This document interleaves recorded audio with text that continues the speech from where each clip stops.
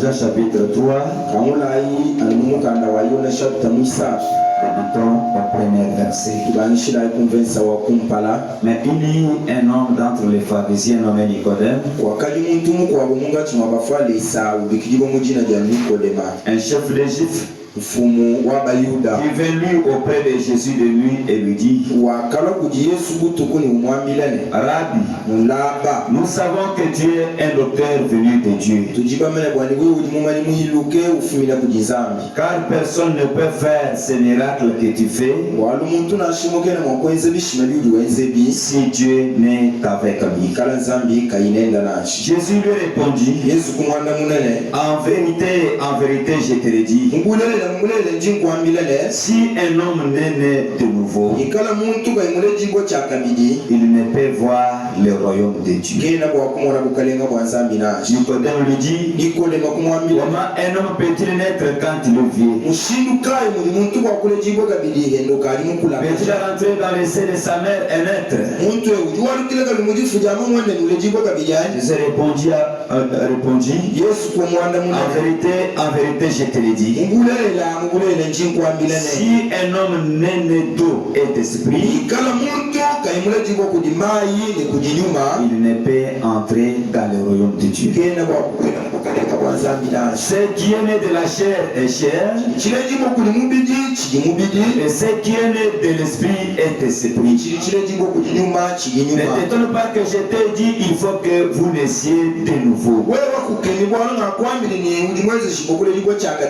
Le vent souffle comme il veut, et tu attends le bruit, mais tu ne sais d'où il vient ni où il va. Il en est ainsi de tout homme qui est né de l'esprit. Nicodème lui répondit: Jésus lui répondit plutôt: tu es le docteur d'Israël et tu ne sais pas ces choses. Il dit: nous disons ce que nous savons et nous rendons témoignage de ce que nous avons vu. Et vous ne recevez pas notre témoignage. Si vous ne croyez pas quand je vous ai parlé des choses terrestres, comment croirez-vous quand je vous parlerai des choses célestes? Personne n'est monté au ciel si ce n'est celui qui est descendu du ciel, le Fils de l'homme qui est dans le ciel. Tendre Père céleste, toi l'auteur de cette parole infaillible, nous te disons ce matin merci Père Tout-Puissant pour cette grâce que tu nous as accordée. Nous te remercions pour ta bonté envers nous Père Tout-Puissant et ta protection. La Bible dit que sans toi, l'homme ne peut rien faire, ô Dieu Tout-Puissant. Même le fait d'être dans ta présence ce matin, Seigneur, ce n'est pas seulement parce que nous le voulions, Seigneur Jésus. Car la Bible dit que personne ne peut venir à toi si toi, notre Père, tu ne l'attires pas premièrement. Si on est ici ce matin, Seigneur, c'est parce que tu nous connaissais avant la fondation du monde et que tu nous as attirés pour que nous puissions croire et comprendre ces messages. C'est pourquoi nous te disons merci pour cette grâce insondable, Seigneur, tandis que les autres sont encore dans le monde, ils ne voient pas tout ce qui se passe, Père Tout-Puissant. Mais nous, à travers cette lumière du soir, tu as ouvert nos yeux, Seigneur Jésus, pour discerner ce qui est vrai et ce qui est faux. C'est pourquoi nous sommes ici ce matin, Seigneur Jésus, pour écouter ta volonté pour les airs qui nous restent sur la terre. Bénis cette parole que nous venons de lire, Père Tout-Puissant. Bénis chaque oreille qui est ici présent. Bénis au-delà de chaque cœur. Laisse au Tout-Puissant que tout ce que nous avons écouté, que nous ne soyons pas seulement les auditeurs, mais que nous soyons aussi ceux qui attendent et ceux qui mettent en pratique, Père. Bénis cette réunion de ce matin, que ton onction soit dans la salle à partir de la chair jusqu'au dernier banc, Père Tout-Puissant. Que circoncis nos cœurs, Père de la gloire, afin que nous puissions recevoir cette parole. Nous nous remettons en toi, croyant que toi, le Dieu louable, qui a dit à ta parole, que là vous serez 2 ou 3 à mon nom, moi l'Éternel votre Dieu, je serai au milieu de vous. Sois au milieu de nous pour nous montrer ta présence et pour manifester ta puissance au milieu de nous. Quand nous avons demandé ici avec la foi, au nom de Jésus-Christ. Amen. Amen. Acclamons le Seigneur Jésus. Que notre Dieu soit loué et béni à jamais pour cette grâce qu'il nous accorde encore ce matin. Oui, nous sommes ici pour écouter sa volonté. Parce qu'un homme qui réfléchit, il essaie toujours de découvrir ce qui lui réserve le futur. Il veut savoir qu'après demain, je serai où? Parce que la vie de ce monde est une vie de courte durée. Mais il y a une vie éternelle. Cette vie-là vient uniquement à notre Dieu.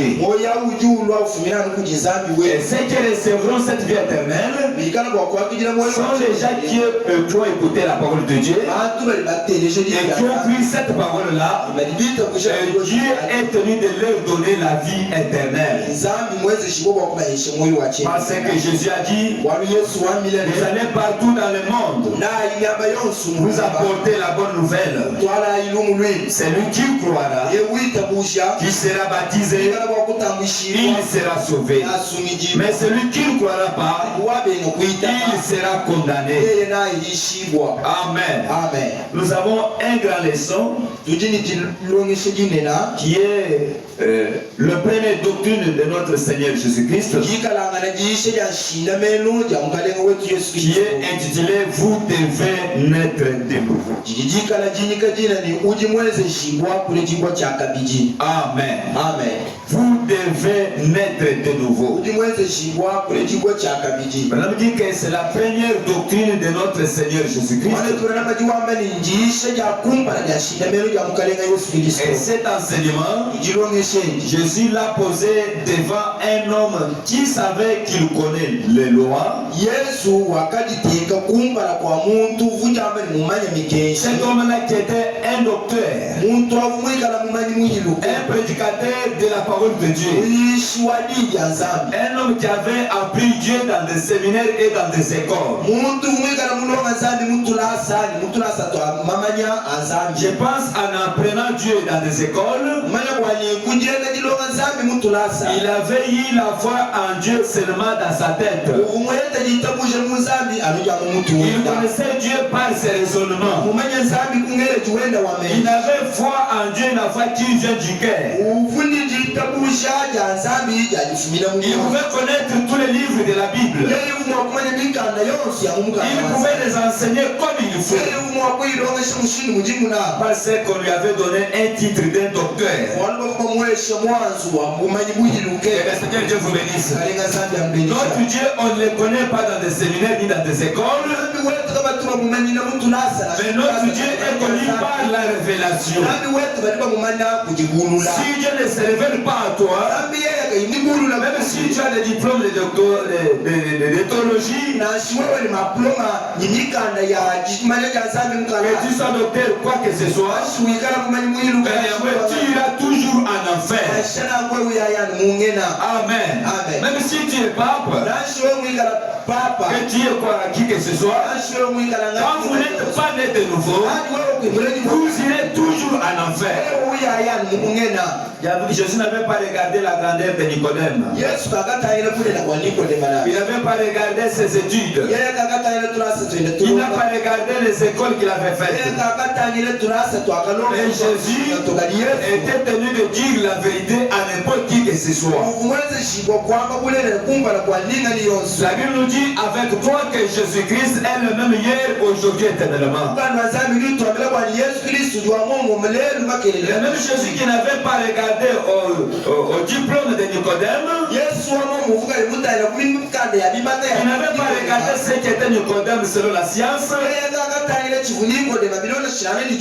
le même Dieu qui te dit encore ce matin que tu dois naître de nouveau. Amen. Donc vous devez naître de nouveau. Prêchez les 31, 12, 61.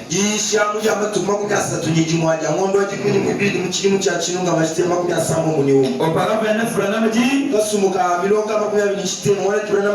nous constatons que les gens ils donnent tant d'interprétation.